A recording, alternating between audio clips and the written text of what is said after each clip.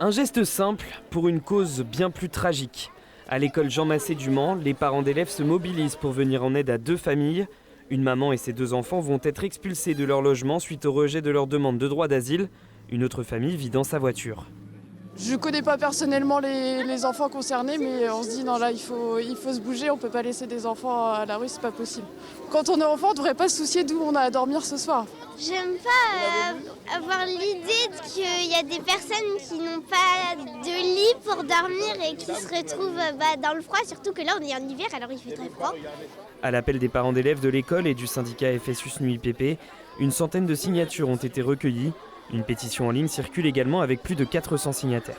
La France ne respecte pas la Convention des droits de l'enfant et avoir un hébergement d'urgence, c'est un droit humain. Parmi les soutiens des personnalités politiques, certains ont adressé un courrier au préfet, mais aussi la présence du réseau Éducation sans frontières. Nous intervenons pour comprendre un peu la situation administrative des familles et puis évidemment essayer de voir quelles sont les pistes pour éviter le drame. Il y a toute la partie administrative, voir s'il y a des possibilités de régularisation. Parfois les gens ne connaissent pas leurs droits. Bon après, la question de l'hébergement ne se règle pas uniquement parce qu'on a des papiers. Pour ces familles, présentes ce jeudi matin, ce soutien est important, surtout dans cette situation particulièrement délicate. C'est pas aussi un jour ou deux, ça fait 2 mois qu'on est dans la voiture. C'est pas terrible. Et en plus, il n'y a même pas de place, il n'y a que 3 places pour 4 enfants. Et on dort comme ça sur la chaise et tout, c'est pas très facile pour nous.